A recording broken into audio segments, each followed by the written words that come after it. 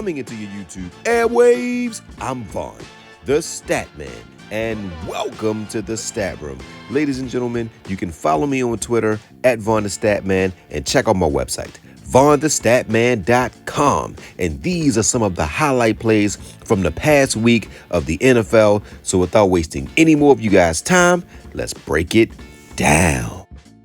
All right, guys, so this is a quick recap of the line I sent out. Didn't do too hot. I had Mahomes. He put up 14.9 fantasy points, only threw for 151 yards. He had 2 interceptions, uncharacteristic of him.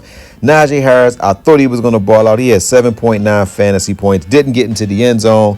So if he gets to the end zone, we do well. Dobbins balled out with 22.6. Rashid Rice balled out with 16 fantasy points. Cooper Kupp got hurt in the second quarter, so you can't get mad at somebody for getting hurt. And then you had Tank Dell, only had 3 targets for 1.8 fantasy points. And then you had Mark Andrews, who had 4 catches for 51 yards, which was great. He just didn't get into the end zone. He actually had a play, guys. If Lamar hits that ball, then it was a touchdown. And then Jordan Mason balled out for 19 fantasy points. We had the Steelers defense at 13. So it was a miss, but I like to show you guys the good and the bad. So without wasting any more of you guys' time, let's get into witness protection. These are the players that let us down. These are the players that were supposed to lead us to Fanduel glory. And since they didn't, these players are in witness protection. Really, Matthew Stafford? 6 fantasy points? What do you got to say for yourself? Well, Statman, you know I had Nakua was hurt, and you know Cooper Kupp got hurt the second quarter. So next week I'll do better. But this week I am in witness protection. Really, Najee Harris? 7.9 Fanduel points against a bad Denver defense? What do you got to say for yourself? Well, Fields stole a lot of my carries, and I didn't have enough opportunity. But next week, I got you, Statman. So I am in witness protection. Really, Travis Kelce? 1.1 Fanduel points? How about you cut that weird mustache off and stop making videos with Taylor Swift and get back to balling? Well, Statman, the Bengals had a solid game plan, but next week, I got you. So I am in witness protection. So before I proceed with this video, guys, please subscribe to my channel, hit that like button, and leave a comment. Thank you, guys. Our player of the week is Alvin Kamara. He didn't just have 1 rushing touchdown, guys, and he also had 115 rushing yards. He didn't just have 2 touchdowns, guys, and he also had 67 receiving yards. He didn't just have 3 touchdowns, guys. This man, Kamara, had 4 rushing and receiving TDs, 46 Fanduel points. You deserve to smile, and you just let the NFL know that running backs matter. So Alvin Kamara was our player of the week.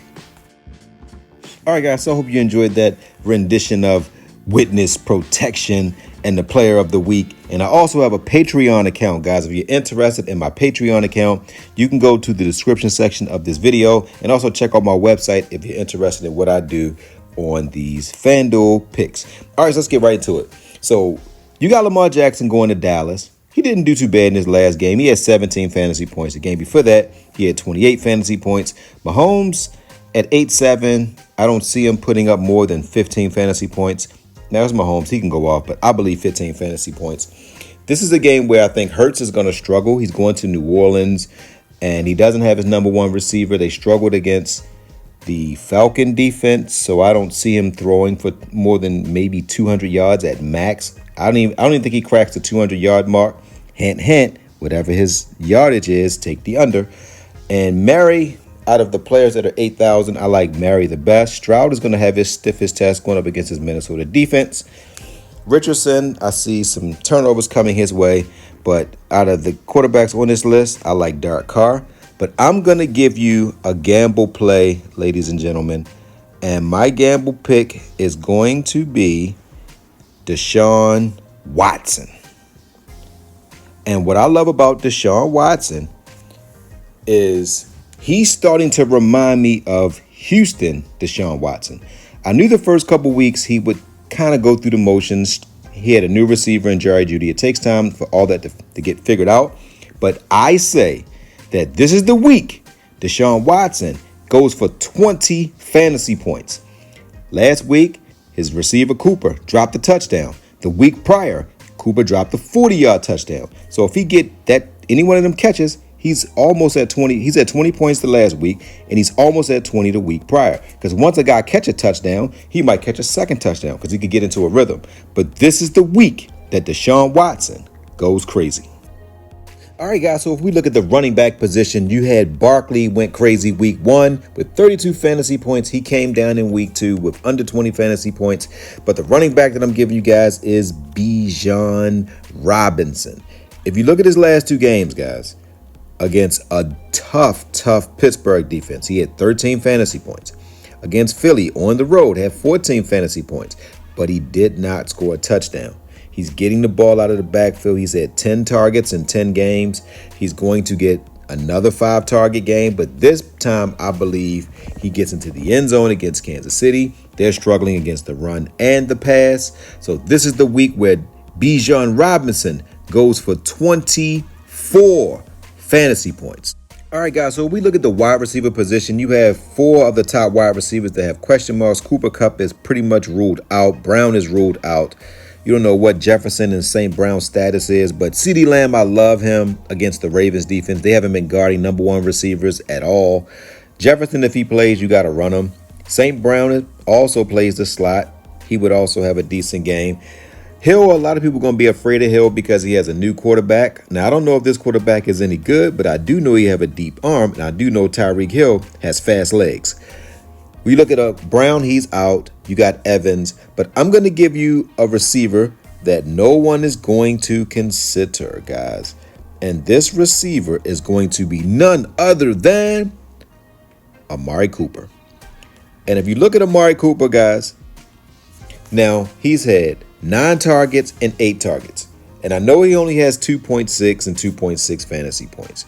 But this is the thing, guys. You have to have a real short-term memory. You have to have short-term memory when you play DFS. He dropped 2 touchdown passes in back-to-back weeks. He's going to ball out, guys. And this is the week where Cooper goes for 20 fantasy points. All right, guys, so now we pick out a tight end, and this position has been abysmal. There hasn't even been too many tight ends that actually got 10 fantasy points. I don't think it's been 15. And the studs haven't been balling. Kelsey hasn't been balling. Kittle did come off of a 17-point game, but he has a bad track record against the Rams. And without Deebo Samuel and Christian McCaffrey, the Rams are going to take away the middle of the field and make Purdy throw it to the out of bounds outside the numbers. So I think this is a bad matchup for Kittle. Laporta numbers are going to go down because Williams, the number 2 receiver, is starting to take shape. So he's going to get less targets. McBride, he is getting the targets, so I do like him in this matchup. Andrews got 5 targets in the last game. Would have had a touchdown if him and Lamar would have been on the same page. Bowers is the guy, and this is who I'm starting. Brock Bowers, guys, is becoming a stud. If you just look at his numbers, 8.8, 14.3, and I say this is the week Brock Bowers gets his first passing touchdown.